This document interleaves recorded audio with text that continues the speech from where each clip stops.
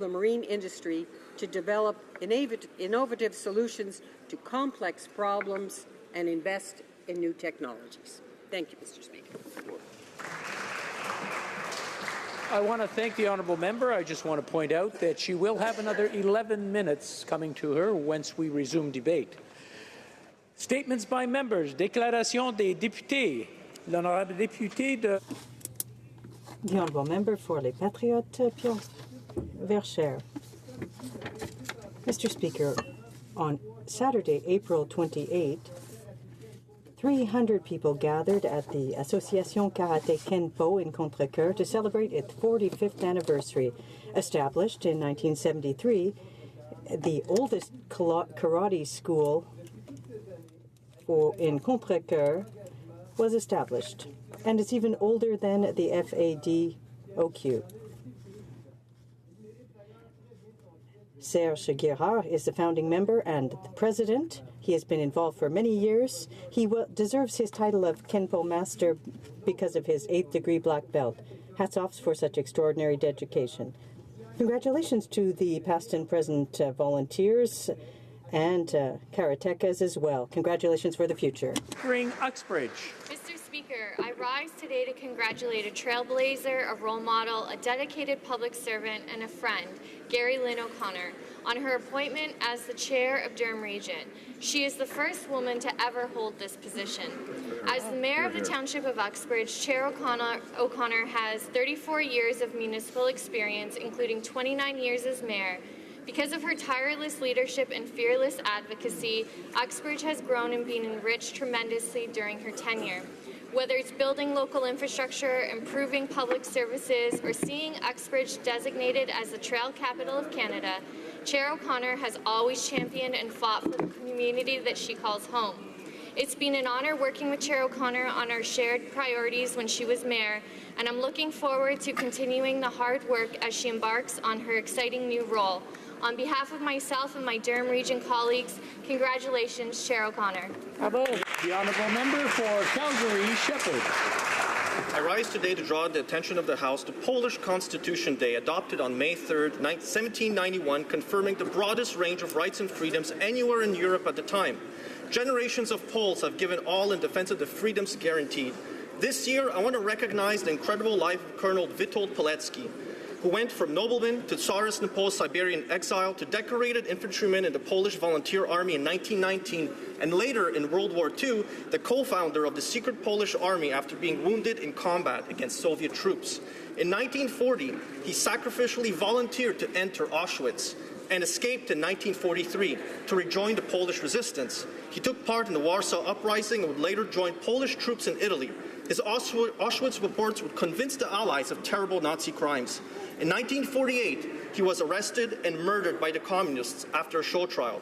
The chief rabbi of Poland called him an example of inexplicable goodness at a time of inexplicable evil.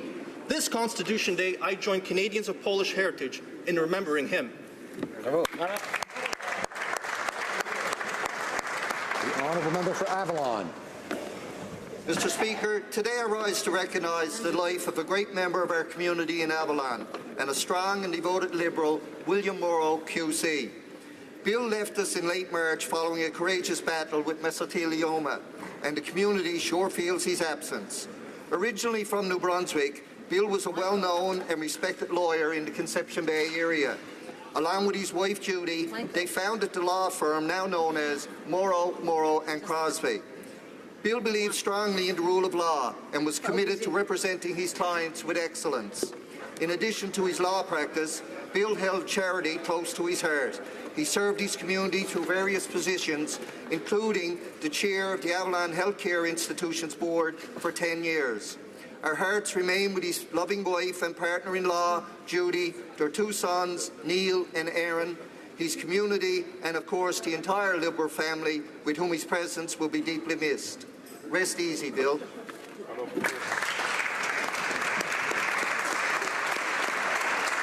The honourable member for Victoria. Today is World Press Freedom Day, and New Democrats stand with journalists who daily defend our freedom of expression and democratic principles. We pay tribute to journalists around the world who have died or been injured in their quest to inform. This year marks the 25th World Press Freedom Day, and the global theme is keeping power in check. Here in Canada, press freedom is also struggling. Investigative journalists helps keep us from tyranny. It is a pillar of any liberal democracy, giving us a critical window into government. Yet this government has gutted our Access to Information Act, a key tool that journalists that they promised to do the exact opposite with, and have gutted the legislation instead, leaving us with a law, Mr. Speaker, that is so weak that independent reviewers say we'd be better off with anything else. And last week it was reported this government has more people working on messaging than we have journalists on the Hill. So to the members of the Parliamentary Press Gallery and to journalists across this great country, thank you. May your pen continue to be our light. The honourable member for Spadina, Fort York. Mr. Speaker, I was a journalist before politics, and on World Press Freedom Day, I'm proud to stand in this House and talk about the important role a free press plays in protecting democracy. We know that good quality local journalism is an essential part of a healthy democracy. Journalistic independence is fundamental, and our approach aims to protect this independence. In many countries around the world, publications are being closed down, journalists attacked, detained, or as we saw in Afghanistan this week, killed. Here at home, we also have work to do. Our journalists are facing a different threat. That's why Budget 2018 announced $50 million to support journalism in communities that are not well served. In addition, our action plan for official languages is investing $14 million for local information and radio. Today, we pledge to defend that principle and defend journalists here at home and around the world. Merci. The honourable member for Flamborough-Glanbrook. Mr. Speaker, the international community knows that the Khomeini regime in Iran is amongst the worst violators of human rights in the world, routinely incarcerating, persecuting, torturing, and murdering their own people. In Iran, members of minority groups such as the Baha'i and Christian faiths know this all too well. Their basic rights are violated on a daily basis, including their right to life and security of person, as well as their right to practice their own religion. Through its continued sponsorship of terrorist groups like Hamas and Hezbollah, Iran seeks to further the reach of its tentacles of terror into Yemen, Syria, Iraq, and Lebanon. In this, the regime seeks to export the human rights violations throughout the Middle East. Mr. Speaker, this is Iran Accountability Week. I call upon the government to take a realistic view of this tyrannical regime and deal with them in a fashion that is requisite to the danger that they pose to the entire world. Honourable member for Steveston, Richmond East. Mr. Speaker, I rise today to salute the dedicated volunteers at Richmond Cares, Richmond Gives for the excellent services they have offered our community for over 40 years. In addition to being it's a provider of direct services, and it ensures that a resource center is there providing assistance to children. These community support is also available for seniors and high school students. On behalf of all the residents of Steveston, East Richmond, it is my privilege to thank Ed Gavsey, its president and CEO, and all the wonderful volunteers at Richmond Cares, Richmond Gives. Our community is truly grateful for all they do. Honourable member for Edmonton Centre. Mr. Speaker, 2 years ago this week, a raging wildfire threatened to destroy the city of Fort McMurray and much of the surrounding regional municipality of Wood Buffalo. Thousands of families and individuals were forced to flee their homes with fears and doubts as to whether and when they might be able to return. In these unimaginably difficult times, many thousands arrived in my city of Edmonton, where they were welcomed with open arms and open hearts by their fellow Albertans. That solidarity didn't end with those days in Edmonton, Mr. Speaker. From coast to coast to coast, Canadians gave generously. The Government of Canada and other governments stepped up in the response and in the rebuild. 2 years later, there is still some work to be done, and my message to the citizens of Wood Buffalo remains the same. We were there for you during the wildfires, and we are still here for you today. All Canadians agree that when one part of this country faces a crisis, we all lean in to help. We remain to this day Fort Mac strong. The honourable member for Thornhill. Mr. Speaker, it's my honour to welcome the Chief Rabbi of Israel, Rabbi David Lau, to Canada. The youngest Chief Rabbi in Israel's history, Rabbi Lau is a religious and civil leader in Israel and a well-respected religious authority to Jews around the world. He's known for his modernity and openness and his willingness to engage in open discussion on the important topics surrounding Jewish life in Israel and across the diaspora. This is Rabbi Lau's first official visit to Canada. We're excited he'll have the chance to meet some of the vibrant Jewish communities that have flourished in our country. This important visit is a symbol of the close friendship between Canada and Israel, which has been built on our shared commitment to the fundamental values of freedom, democracy, and human rights. So on behalf of the official opposition, we welcome Rabbi Lau to Canada, and we wish him the very best as he embarks on this official visit. Thank you.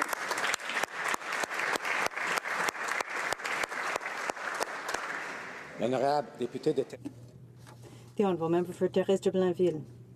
Mr. Speaker, I dedicate this statement to my mother-in-law who left us at the end of the last year after a battle with this horrible disease. The Blainville Relay for Life is a show of solidarity to pay tribute to people who've lost their battle with cancer, to support people suffering with cancer, and to gather funds for research. I invite the people of Thérèse de Blainville to take part in this Relay for Life. It will be my 4th time, and I can confirm that there are no words to describe the strong feelings we share during the Relay for Life. Hope, laughter, and tears, like those felt by people fighting courageously day in and day out, draw us to this cause. So let's all take part in supporting life by fighting cancer, which affects us all directly or indirectly. Together, one day, we will win the fight against cancer. Honourable member for Parkdale High Park. Yesterday, members of all parties welcomed His Highness the Aga Khan at Rideau Hall to celebrate his Diamond Jubilee, 60 years as the religious leader of 15 million Ismaili Muslims around the world. Au cours de ces 6 dernières décennies, over the past 6 decades, the Aga Khan's relationship with Canada has been strong, starting with Canada's decision to accept Ismaili refugees, like me and my family, fleeing the persecution of Idi Amin. With the Aga Khan Development Network, which provides critical humanitarian assistance in developing countries. Most recently, we bestowed honorary citizenship to the Aga Khan to recognize his commitment to the Canadian values of pluralism and diversity. As an Ismaili member of this House, I'm most proud of the Aga Khan's commitment to community service. As aptly demonstrated during Canada 150, when Ismaili Canadians contributed over 1 million hours of volunteer community service. On behalf of the Parliament of Canada, we all wish you Diamond Jubilee Mubarak. The honourable member for Durham. Mr. Speaker, last night I joined 3 Governor Generals, 3 Prime Ministers from both sides of this chamber, parliamentarians and prominent Canadians from the Ismaili community to celebrate the Diamond Jubilee for a very special honorary Canadian, the Aga Khan. For 60 years, this spiritual leader of the Ismaili community around the world has stood for tolerance and support for the most vulnerable. As Prime Minister Harper once said in this chamber, his leadership inspires us to hope for a better world. This is also an opportunity to talk about the tremendous contribution of the 300,000 Ismaili Canadians, Mr. Speaker. They came to Canada with very little, but have given our country so much. I have the honor today to thank the Aga Khan for his 60 years of service and compassion shown across the world. Of caucus and all parliamentarians, I want to thank the Aga Khan for 60 years of compassion, for global leadership, and for friendship with Canada.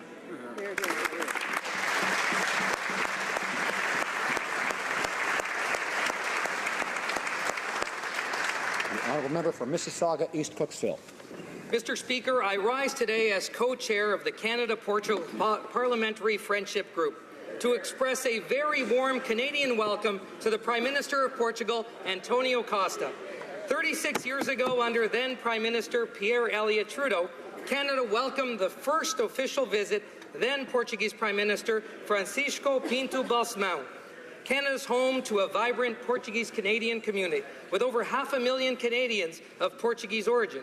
As a Canadian of Portuguese descent and as MP for Mississauga East Cooksville, along with the member for Brossard St. Lambert, we are proud to be strong voices for the community. This visit provides the opportunity to strengthen our people-to-people ties and trade relations as both countries look to future opportunity and prosperity. It is my pleasure to welcome Prime Minister Costa and his delegation. Bem-vindo a todos.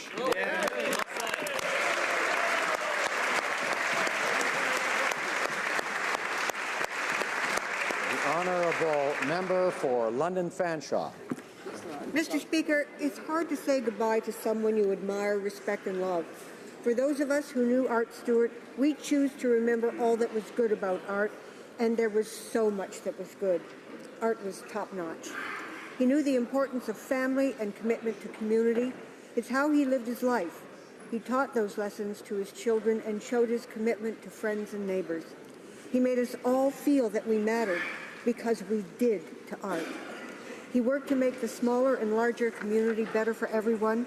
He was a farmer, he loaded trucks for Loeb, he was a union man, shop steward, a candidate for federal office, a first-rate neighbor and friend, a dear father, and a loving husband.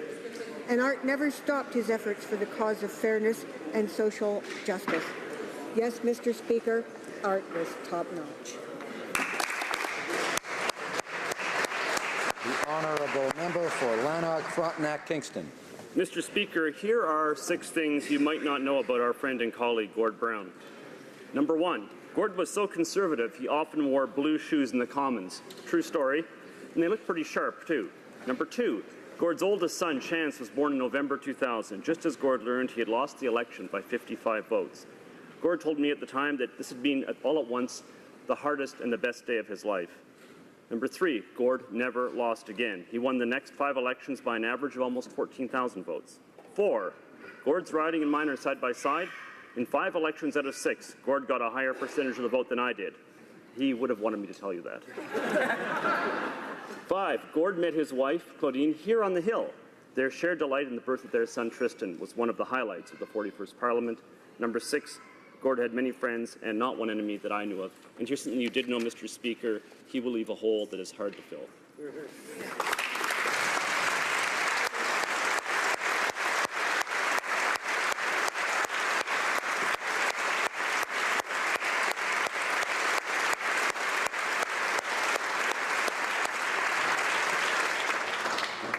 The honourable member for Orleans. Mr. Speaker, it's with great sadness that I too wish to rise today to mark the passing of our friend and fellow parliamentarian Gord Brown. I got to know Gord over the past years when we served as whips together in this place, and j'étais un nouveau parlementaire. I was a new member of Parliament, and Gord taught me not only how to be whip, but also how to be an effective representative for my constituents. C'est bien qu'il And we know that he did an excellent job representing his constituents in Leeds, Grenville, Thousand Islands, Rideau Lakes. Cheerful and enthusiastic outlook on life, Gord was devoted to his wife Claudine and his 2 sons, Chance and Tristan, of whom we've heard so much, and we know that he adored them all. He was an exemplary parliamentarian, a fantastic father, a devoted husband, a proud conservative, an energetic and unstoppable hockey player, and I'm very, very glad to say I never met him on the ice. He was also a good friend of all of us. Je présente nos plus. I offer our sincerest condolences to his family, to his thousands of friends in the Conservative Party of Canada, to all in this place, this remarkable place, and across the country. Thank you, Mr. Speaker.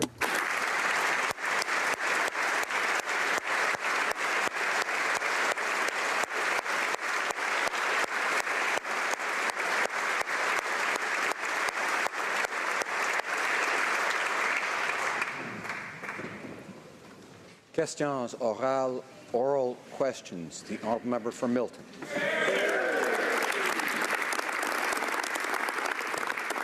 Thank you very very much, Speaker.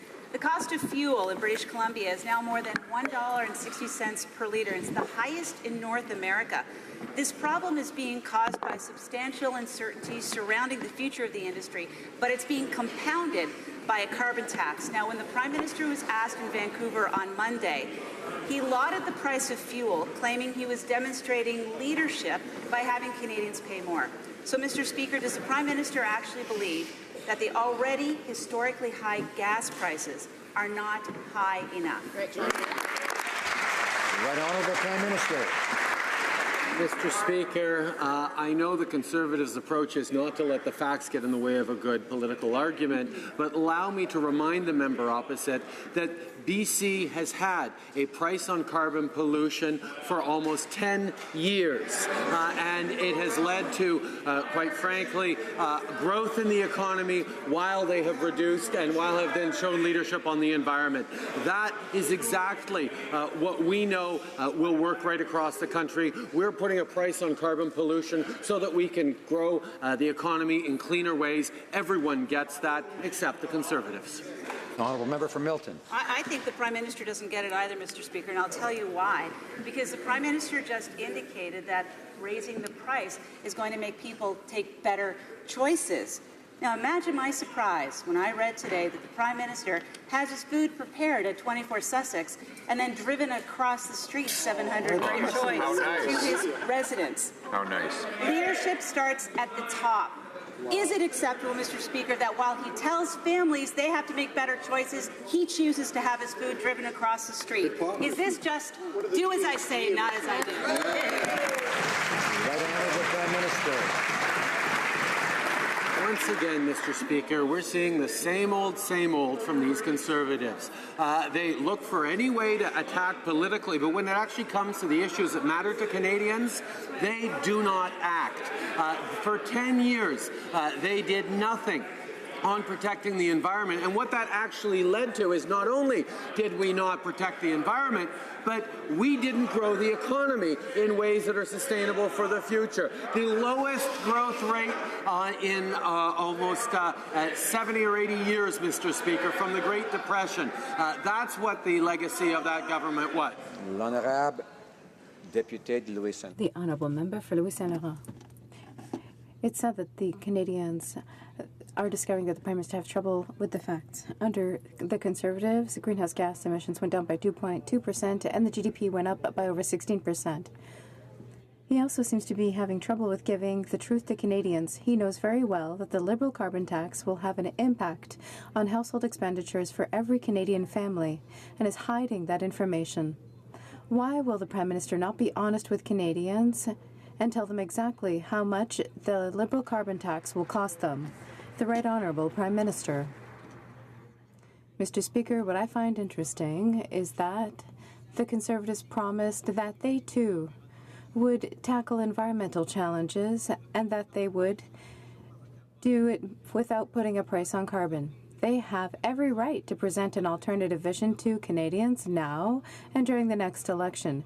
We were clear. We're going to put a price on pollution because we know that that's going to lead to lower greenhouse gas emissions and economic growth.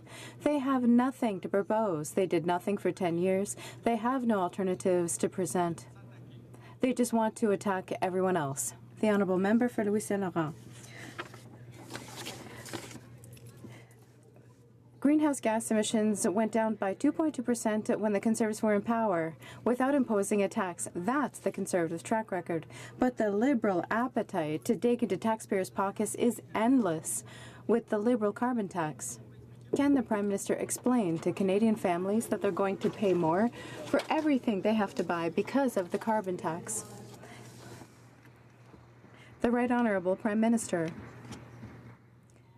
Mr. Speaker, by putting a price on what we don't want, which is pollution, we encourage industries, consumers, and all Canadians to reduce greenhouse gas emissions and to look for alternatives.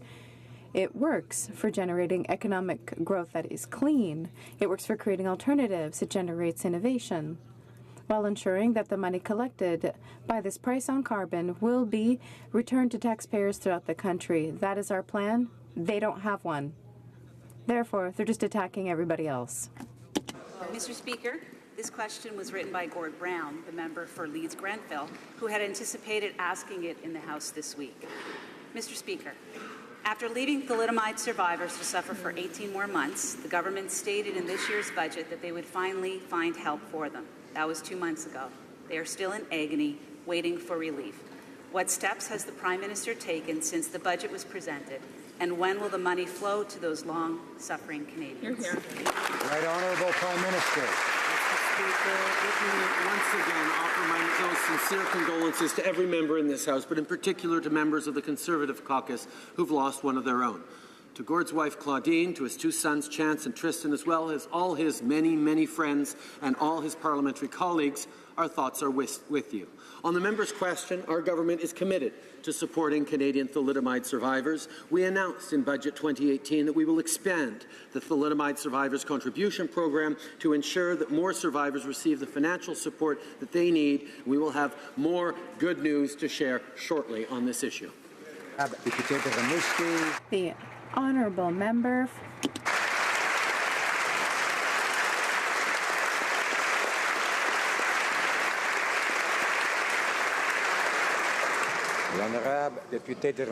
The honourable member Musquin-Nejate-Misquata-Les-Basques.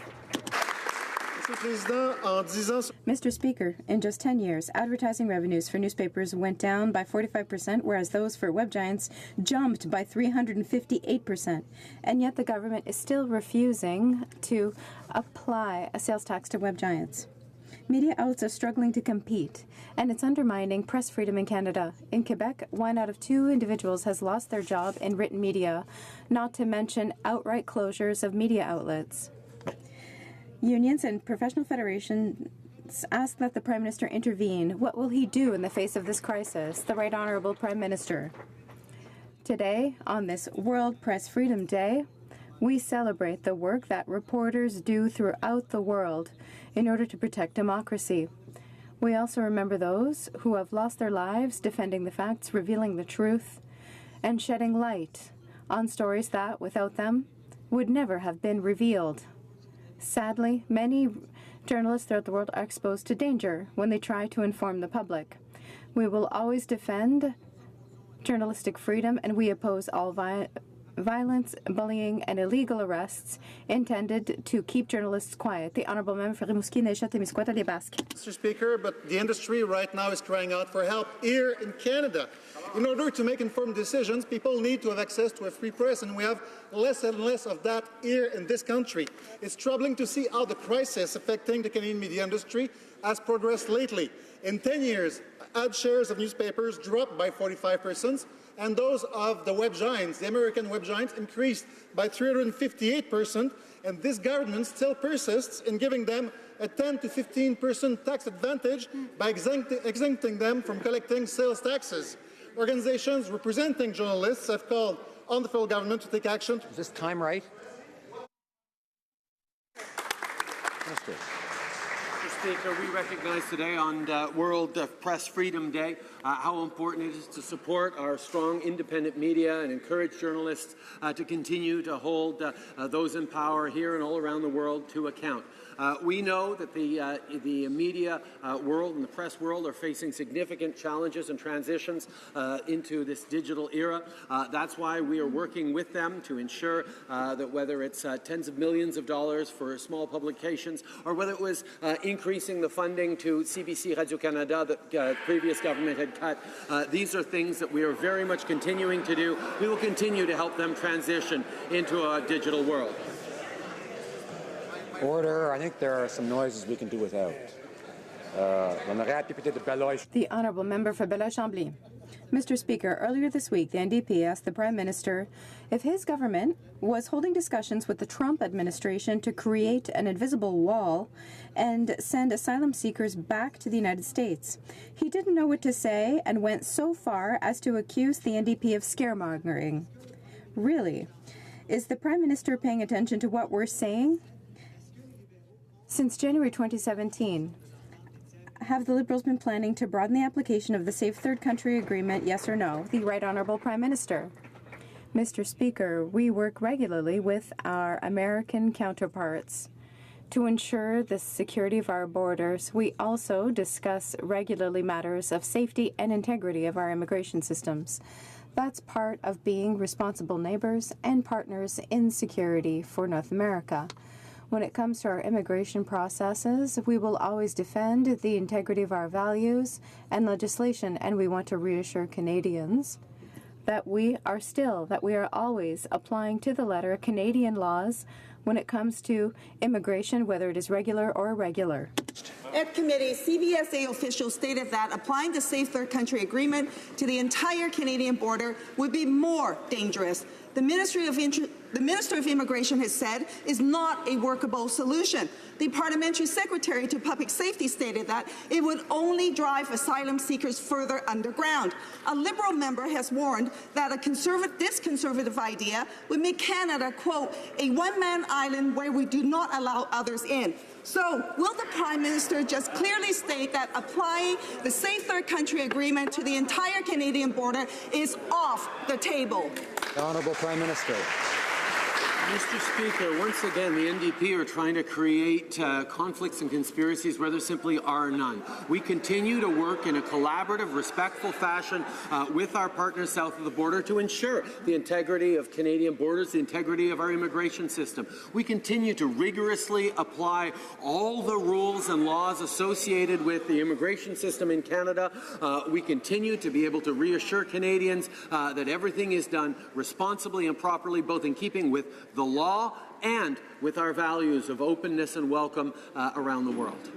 The Honourable Member for Calgary Nose Hill. The federal budget says that all public policy will have a gender-based analysis applied to it. Yet, after 5 rather awkward minutes of questioning, the finance minister wouldn't answer whether or not a gender-based analysis had been done for the carbon tax. And this is because he was hiding the fact that one has been done, and indeed, it says that the Liberals have produced a sexist carbon tax.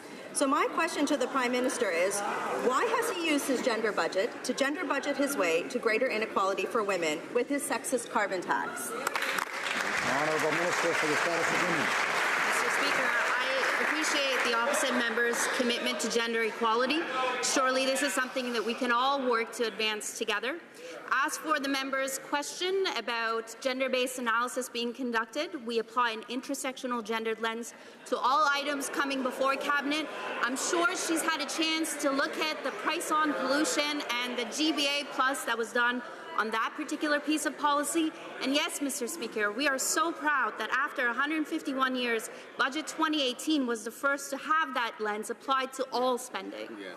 Honourable Member for Calgary Nose Hill. Here's the thing, Mr. Speaker. Women bear a disproportionate cost of childcare, and the minister often talks about how there's a gender wage gap. But the minute we start asking if price elasticity for carbon is different for different genders, the Liberal gender budget no longer applies. To women who are filling up their tank at $1.60 a litre this week, with more price hikes on the way, can the minister explain why his virtue-signaling intersectional gender lens, gender budget, has produced a sexist carbon tax? The Honourable Minister of Environment. Mr. Speaker, it's actually hard to understand whether the member opposite thinks it's a good thing or a bad thing that we look at the gender impacts on all of our policies. We did that to carbon pricing like we did to all the policies. But actually, I want to point out that when the party opposite was in government, they closed 12 out of 16 regional offices of Status of Women Canada. Yes. Where was the gender-based analysis of that?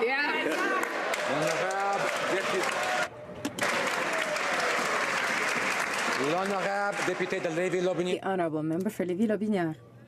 Mr. Speaker, after having indebted taxpayers and future generations as only Liberal governments have had the nerve to do, the Prime Minister and his ministers are now censoring their expenditures. Canadians deserve better and have a right to clear answers about every penny spent by the Prime Minister and about when we will get back to balanced budgets. Why should members give the government more power and free rein to spend taxpayers' money without even knowing where it is going? Speaker, We respect Parliament and we respect the work of the Parliamentary Budget Officer. In contrast, it was the Conservatives who had to be taken to court by the PBO to get information. It was the same Conservatives who called the PBO unbelievable, unreliable, and not credible. But of course, that was the same Conservatives who took millions of dollars from a border infrastructure fund to build gazebos and fake lakes hundreds of kilometres away from the border. And the first government, the Conservatives were the first government in the British Commonwealth to be found in contempt of Parliament for not giving Parliament the information it deserved. Mr. Speaker, we will take no lessons from the Conservatives. The honourable member for Carleton. Speaking of giving Parliament the information it deserves, I have an idea of how the government could do exactly that. This government has admitted, through its officials, that it has calculated how much its carbon tax would cost the average Canadian family. But for some reason, they won't release it to Parliament or, worse, to the people who will have to pay that tax. Will they relent today and end the carbon tax cover-up, tell Canadians what this tax will cost them? Honourable Minister of Environment. Speaker, I am very pleased that just this week, and I'm happy to provide a copy of the report, we released a report that showed clearly that putting a price on pollution works. It's a cost-effective way of reducing emissions, and you can do it while growing the economy. But you know what? Canadians are just wondering, what would the party opposite do on climate change? Because for a decade, they did nothing. Shh. The honourable member for Carleton. Actually, what we did was three things. We saw greenhouse gases go down, we reduced taxes, and we saw growth go up. Now, this government refuses to tell us what this new carbon tax will cost Canadians. We know that it will increase the cost of gas, home heating, groceries, and other basic essentials that form a larger part of the household budgets of low-income people than for the rich. In other words, it's a regressive tax that will transfer money from those people who can at least afford to pay. Why won't they come clean and put an end to the carbon tax cover-up? Honourable Minister of Environment. Mr. Speaker, I think it's really important to make clear in this House that greenhouse gas emissions only went down twice under the previous government. One, because the Ontario government closed coal-fired plants. They can take no credit for that.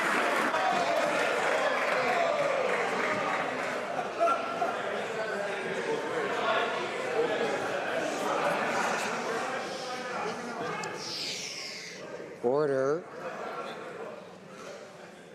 Order. I remind members the time to speak is when they have the floor, not when they don't. That applies to both sides. Now, the Minister of Environment has the floor. So let me continue. So one, the emissions went down because the Ontario government phased out coal. They can take no credit for that, but actually they can take credit for a recession that was created by them. Let's be clear.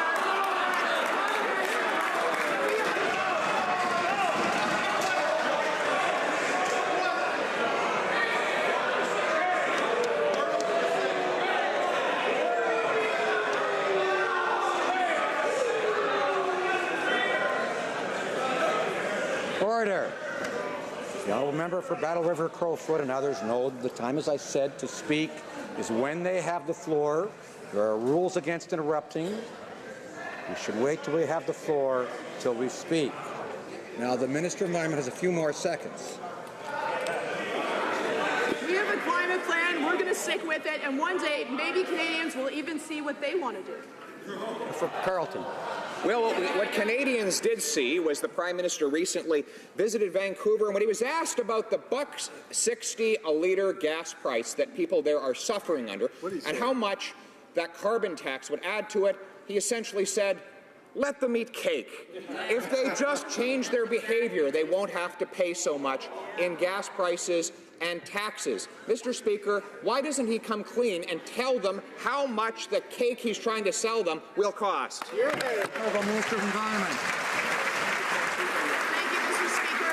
I don't know how many times I can repeat it, but polluting isn't free. It is a tax on future generations. I see lots of young people sitting up there wondering what they're going to do to tackle climate change, and the answer is apparently nothing.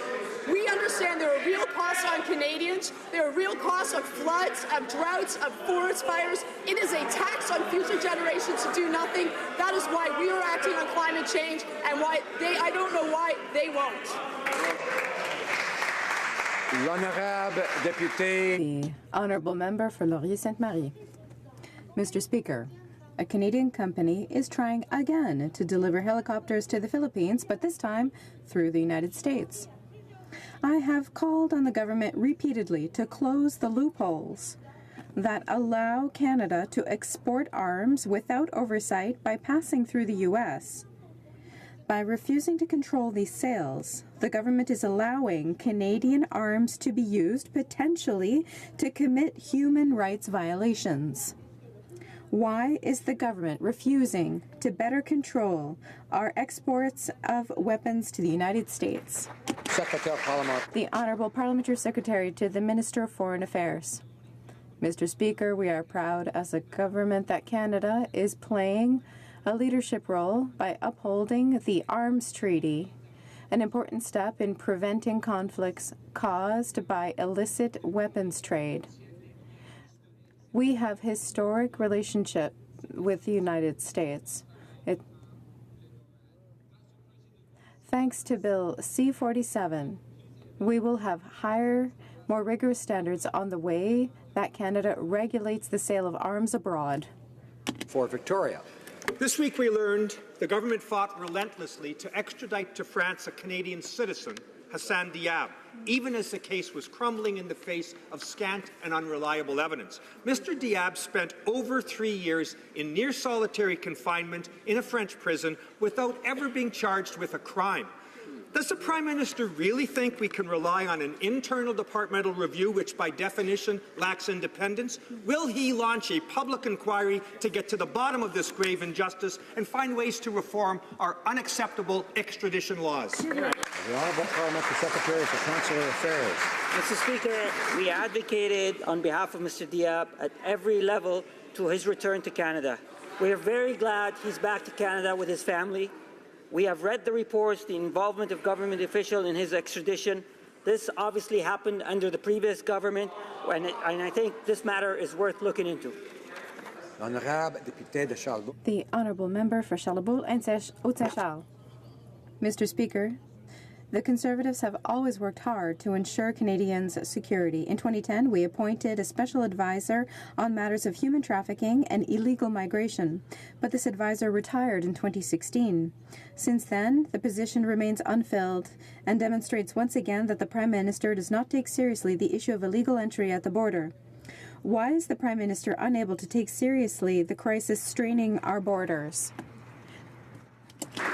Mr. Speaker, with respect to the very serious issue of human trafficking, I'm pleased to be able to report to the honourable gentleman that that was a major topic under discussion among G7 ministers of security about a week or 10 days ago, and there was complete consensus among the 7 countries plus the European Union plus Interpol that this is an agenda topic for the leaders of the G7 to reinforce.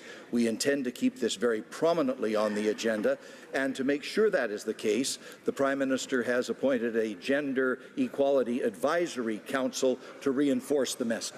The Honourable Member for Charlebourg, Haute-Saint-Charles.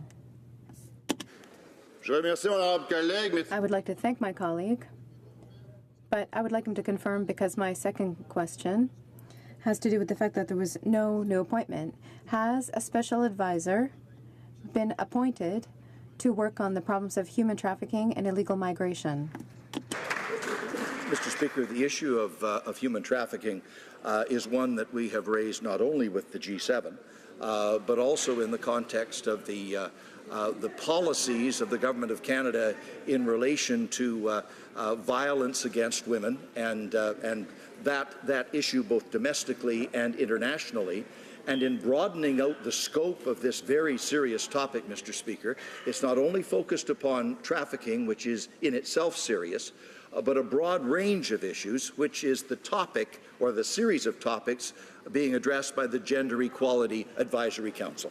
Honourable Member for Edmonton Manning. Mr. Speaker, there are over 45,000 privately sponsored refugees waiting in the backlog to come to Canada. Instead of prioritizing the world's most vulnerable, people crossing into Canada from one of the safest countries in the world are getting bumped ahead of the line. The Prime Minister have opened the door wide open to illegal border crossers with his tweet, but won't lift a finger to help those playing by the rules. Can the Prime Minister explain to those waiting in refugee camps for years how this is fair? The Honourable Parliamentary Secretary to the Minister of Immigration. Thank you, Mr. Speaker. The member on the other side knows very well that those are two completely different systems. And I would like him to focus more on the truth.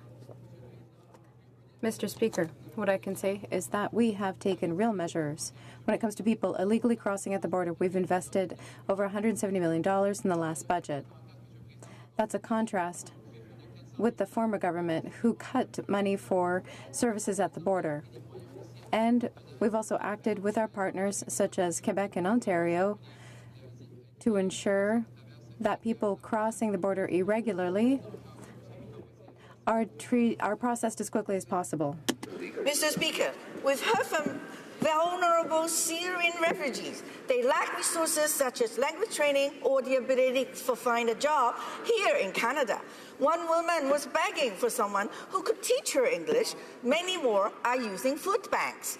We know these resources will be stretched further with the influx of illegal border crossers who also use these services.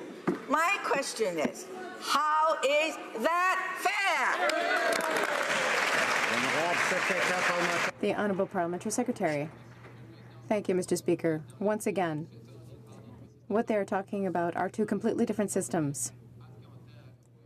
When it comes to Syrian refugees, we are very proud of the commitment that we undertook to welcome 50,000 refugees. We're going to make sure that these refugees can adapt to our reality and to our country, and we're going to do everything to provide all the means that they need to succeed in society, because we need them. And we know that they contribute actively to our society, and we're going to do everything to make sure that they have the services they need to succeed in our country. Thank you. Desnethi, Mississippi, Churchill River. Mr. Speaker, there is significant concern from members of the Assembly of First Nations that the Liberals' planned Indigenous rights legislation will come far too late to matter and that there won't be enough involvement from First Nations people in Canada. The Minister has said that laws in Canada must fully respect the rights of First Nations people. So, can the Minister tell us when they're meeting with every First Nation and when their legislation will be introduced? Honourable Minister of Crown Indigenous Relations. Mr. Speaker, I'm very proud to report on the progress to date in the engagement on the recognition of Indigenous rights and implementation framework. We have met in over 67 roundtables. We've met with over 1,000 people. 500 of those are women. It is very interesting that, as the member points out, that some want this done today because it's all there in Volume 2 of RCAP. Some want us to take longer. We're going to do this the right way, and we're going to do it as soon as we can. The Honourable Member for Abitibi Bay James, Nunavut, AU.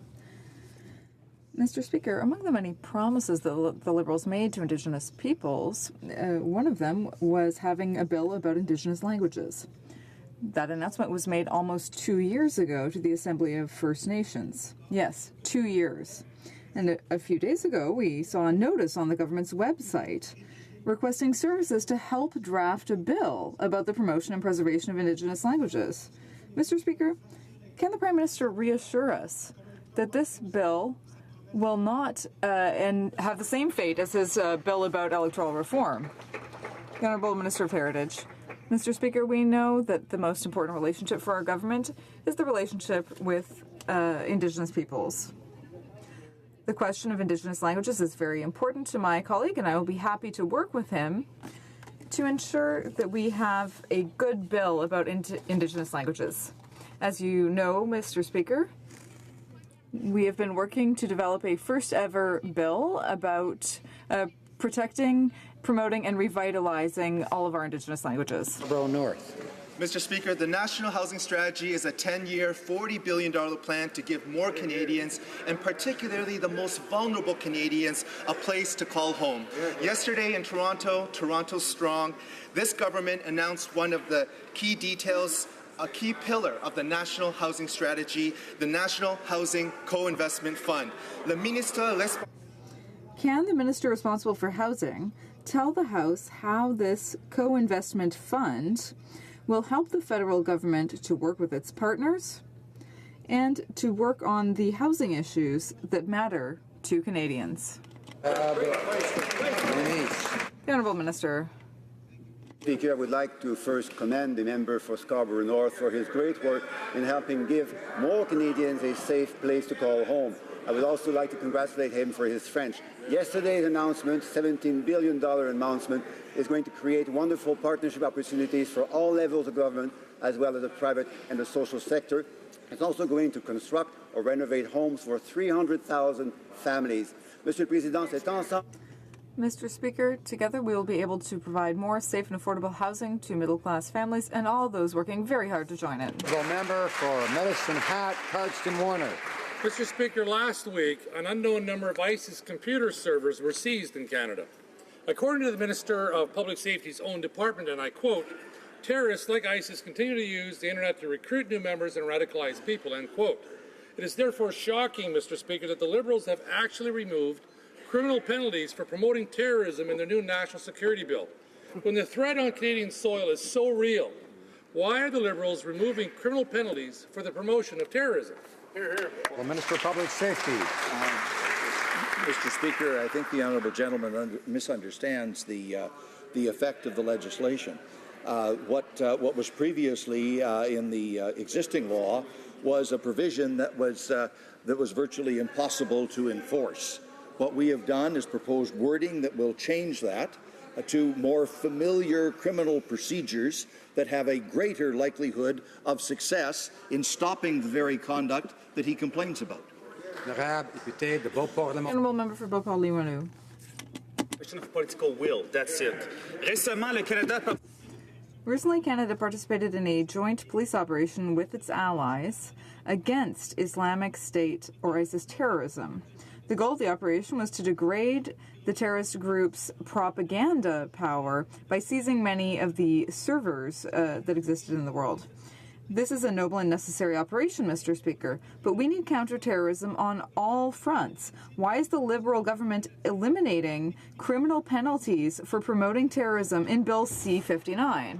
Mr. Speaker, that line of reasoning is quite simply conservative propaganda. The fact of the matter is we're changing the wording of the legislation to make it more effective, to put in place an offence that is more familiar within our criminal justice system, that has a greater likelihood of success in terms of proving the offence and getting a conviction. We want success on that front, not just bafflegab. Honourable member for Calgary-Shepherd. The chair of ACON and one of his chief financiers wrote an editorial in the Globe and Mail praising the ACON takeover by China's state-owned enterprise.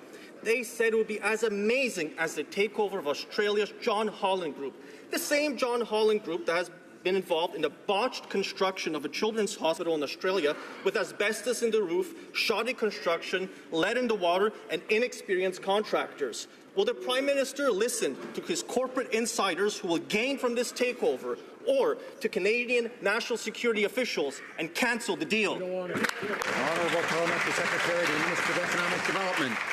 Mr. Speaker, our government welcomes international investment that will benefit the Canadian economy, but not at the expense of national security, Mr. Speaker. The Investment Canada Act contains a multi-step review process that includes a national security review within that process, which we always follow for all international investments in Canada. It's a rigorous process, Mr. Speaker. It's undertaken with the government's national security agencies, and we rely on their very good advice. Honourable member for Calgary-Shepherd. So, Mr. Speaker, when an Australian construction firm, John Holland, was bought by China's state-owned enterprise, the result was a children's hospital built with asbestos in the roof and lead in the water.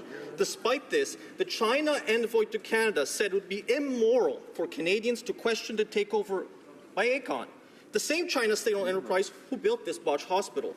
Does the industry minister agree that it's immoral to question the takeover of Aecon, or will he take the concerns of Canadians seriously? Honourable Parliamentary Secretary. Mr. Speaker, our government listens to Canadians at every step of the way. We've done it since we've been elected and will continue to do so. As regards the Investment Canada Act, Mr. Speaker, there's a multi-step process in place that includes a national security review process. Mr. Speaker, we will never compromise national security, and investments are accepted in Canada at this level only when they are a net benefit to the Canadian economy. All of those principles will abide, Mr. Speaker. Honourable Member for Courtenay Alberni. Mr. Speaker, plastics are ending up in our waters, entering our food chain and ending up on our dinner plates. This is a global issue, but Canada has no national policy, and the Liberals' Ocean Protection Plan does not even mention the word plastic. So how can the Prime Minister say he wants to lead the G7 discussion on ocean plastics when he's done nothing about it?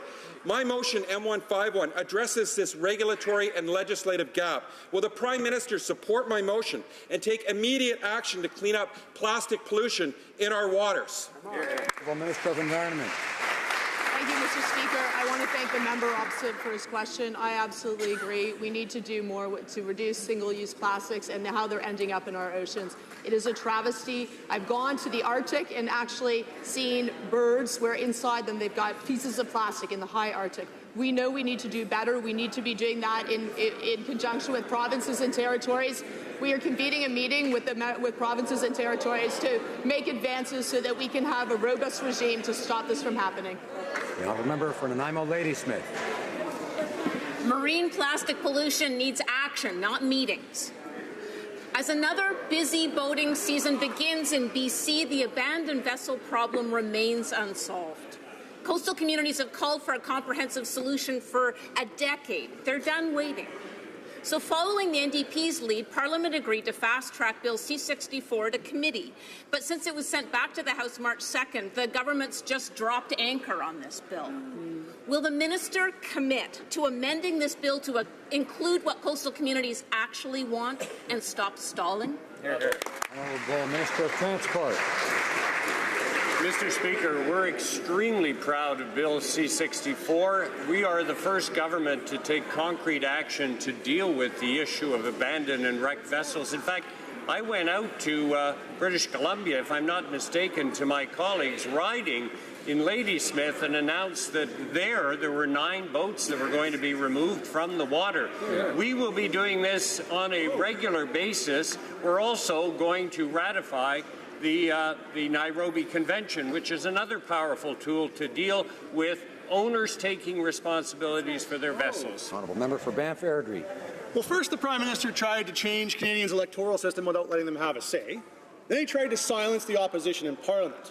And now he's trying to change the elections law to benefit the Liberal Party. Yep. He wants to use voter information cards as a proof of address when in the last election nearly 1 million erroneous cards were mailed out. Canadians have seen through his tricks before, and they will once again. Why does the Prime Minister want to see Canadians show ID to buy marijuana, but not in order to vote? Honourable President of the Treasury Board. Mr. Speaker, with C-76, our government is making it easier for Canadians to vote and tougher to break the rules. The defeated Harper Conservatives, on the other hand, made it tougher for Canadians to vote, and they broke the rules. We will not take lessons from the defeated Harper Conservatives who paid... Mr. Speaker, Canadians applauded when they were defeated too. We will not take lessons from a party who paid a $250,000 fine for breaking the law, who used robocalls to send people to the wrong polls, Mr. The honourable member for Banff. Order. The honourable member for Banff Airdrie. Leave it to the Liberals to claim to fix a problem, but instead make it worse. There have been numerous claims of millions of dollars in foreign funding being funneled into third-party groups in the last election, and Conservatives have time and time again raised this problem. So what do the Liberals do? Absolutely nothing. Under their new legislation, foreign funds can still flow into Canada to influence our elections. So why don't the Liberals do something that isn't just window dressing and actually protect the integrity of our elections? Honourable President of the Treasury Board. Mr. Speaker, I'm awfully glad the honourable member had a supplementary question, because there are so many things the Conservatives did to attack our electoral system that I needed more time. In fact, their parliamentary secretary to the Prime Minister went to jail for breaking election rules. Mr. Speaker, the Conservatives attacked our democratic systems. Liberals are strengthening it. That is what C-76 will do, making it easier for Canadians to vote while we're strengthening our democratic systems. More people voting is good for our democratic system, Mr. Speaker.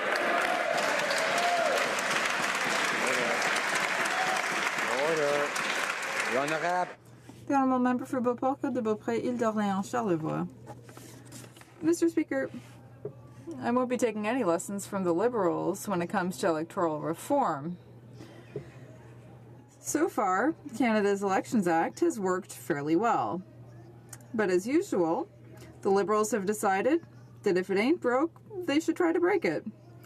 With the election 18 months away, they're creating confusion among voters. All across the country, Canadians have to show at least one piece of official identification. No one is excluded, but there are no exceptions.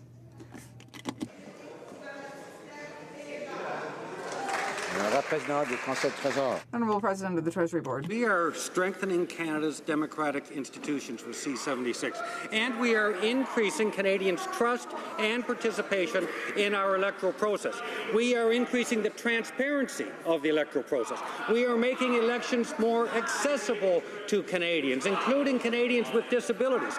And we are making the electoral process more secure and ensuring that political parties protect the privacy of Canadian citizens. Mr. Speaker, our party, our government, is strengthening the democratic institutions that Conservative government actually attacked throughout its time in government.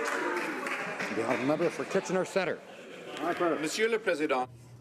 Mr. Speaker, our government knows that Canada's greatest strength is its resilient and hardworking citizens. Innovation and technology continue to change our way of living and of working. The residents of Kitchener Centre, of Ontario and of Canada, are meeting new challenges and opportunities. Opportunities must be available to acquire the skills needed for the jobs of today and tomorrow. Can the Minister tell the House what our government is doing to ensure Ontarians and all Canadians get the skills they need? Thank you, Mr. Speaker. Minister of Employment.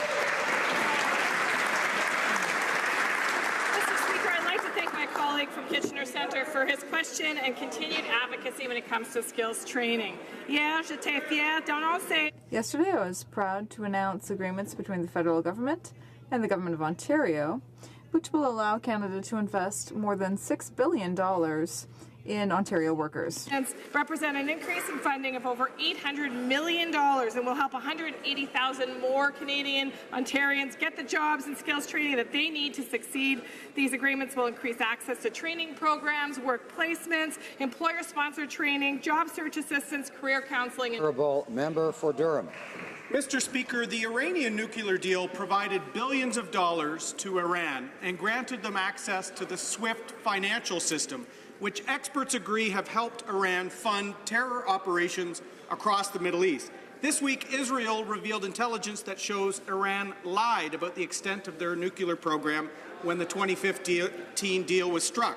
Since this agreement was built upon the sands of deception, will this government work with the Atomic Energy Agency and our allies to have the deal with Iran revisited? Parliamentary Secretary to the Minister of Foreign Affairs. Mr. Speaker, as all G7 foreign ministers agreed to last week, Canada is committed to permanently ensuring that Iran's nuclear program remains exclusively peaceful and in line with non-proliferation obligations and its commitments under the Joint Comprehensive Plan of Action. We strongly support the International Atomic Energy Agency in its crucial monitoring and verification work to help ensure Iran's compliance with this Joint Comprehensive Plan of Action, as well as other commitments that include safeguards and other obligations. We are a key supporter of the IAEA and have provided $11.5 million to support its... Honourable Member for Timmins, James Bay. Mr. Speaker, the Cambridge Analytica scandal continues as the company and its parent SCL fold up operations, but the main players have just put a new name on the door, Emerdata, and they have disturbing connections to both the Chinese government and international mercenaries. This morning at the Ethics Committee, we received an urgent letter from the data security firm UpGuard urging legislators to ensure that the potential data trail of electoral crimes is not erased. So to the chair of the Ethics Committee, what steps will he take to ensure that the data is obtained from host servers used by SCL's Canadian operation Aggregate IQ? Honourable Chair of the Ethics Committee. Well, thank you to the member from Timmins, James Bay, for the question. Today my office has made data preservation requests and I'm compelling Cambridge Analytica, SCL, Aggregate IQ, and any third-party vendor to produce information related to the Cambridge Analytica Facebook data breach. We're also working with the UA Information Commissioner, who has already raided the offices of Cambridge Analytica and seized data. We're also working with the Privacy Commissioner in Canada, who is already working on the file, working on Canadians' behalf to see what is really going on with Canadians' data breach. Thank you.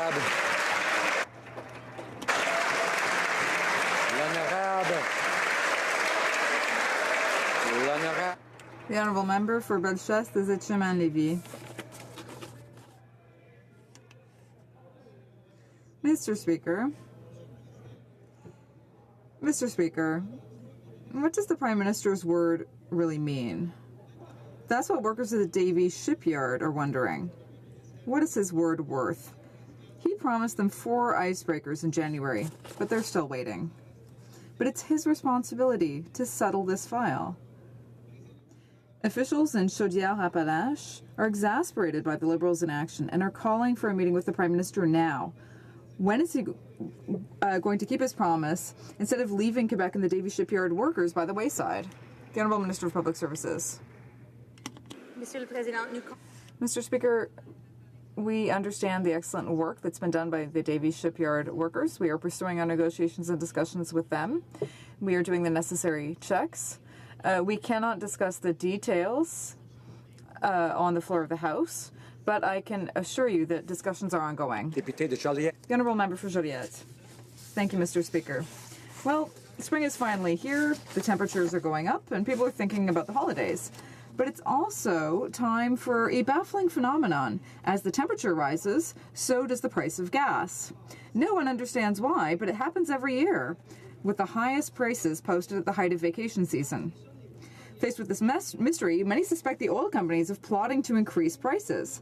Will the Minister of Innovation order the Competition Bureau to investigate this phenomenon of price fixing of gas?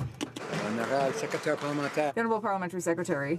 Mr. Speaker, we are aware of the situation, and we will continue to follow what's happening. If something needs to be done, we will do it, but for the moment, we're just monitoring the situation. The Honourable Member for Rivière-du-Nord. Mr. Speaker, anyone could ask the Competition Bureau to investigate the price-fixing scandal, but only one person can order that, and it's the Minister of Innovation. Every year, oil companies seem to plot to reach into people's pockets. Every year, we call on the federal government to intervene. Every year, the federal government abandons its citizens. Today, we wrote to the minister to call on him to take his responsibility on this file. Will he finally order an investigation into the suspicious practice of gas price fixing? Honourable Parliamentary Secretary. Mr. Speaker, I thank the honourable member for his question. I would remind the House that the Competition Bureau is an independent agency, and they will act as they see fit. As I said, Mr. Speaker, we will be monitoring the situation. The Honourable Member for Saanich Gulf Islands. Thank you, Mr. Speaker. Yesterday, Canada lost yet again in a challenge that we made in federal court against a secret Chapter 11 tribunal that had overturned a very fair, full, robust review of the Digby Neck Quarry. This company, Bilcon, went from losing to the Nova Scotia Conservative government, the federal Conservative government. They went for $570 million. It looks like they're now going to get it. Will the Prime Minister agree it's time to work with the United States in these renegotiations and get Chapter 11 out of NAFTA? Right Honourable Prime Minister. Mr. Speaker, our priority since day one has been to help the Canadian middle class and those working hard to join it. We will continue to advance an agenda that seeks to improve NAFTA, including on issues such as trade and gender, trade and Indigenous peoples, labour, environment and investment. As we work towards modernizing NAFTA, we will vigorously pursue and defend Canadian interests, but we won't be negotiating in public. We are looking for a good deal for Canada, one that continues to make North America competitive for years to come. The honourable member for Pierre Boucher, Les Patriotes Verchères. Mr. Speaker, our border has become like a sieve. It's time to suspend the Safe Third Country Agreement to stem the tide of these asylum seekers crossing the border. Even the Quebec Association of Immigration Lawyers is saying so. Article 10 exists specifically so that signatories can suspend the agreement if necessary. We don't even need to ask permission. Will the government finally take responsibility on this file and suspend the Safe Third Country Agreement? Secretary Parliamentary. Honourable Parliamentary Secretary. Thank you, Mr. Speaker. Once again, Canada, as we've said many times, is an open and welcoming country. In the last week, a number of parties have brought forward different possible solutions concerning the Safe Third Country Agreement, but I think this shows that they don't understand the agreement. This agreement is a very, very important tool that is used by Canada and the U.S. to cooperate and to process asylum requests. It is an essential component of our immigration system. And once again, the representative of the Commission for Refugees said it is important to continue respecting that agreement. I would like to draw to the attention of honourable members the presence in the gallery of the Honourable Bruce Ralston, Minister of Jobs, Trade and Technology for the province of British Columbia.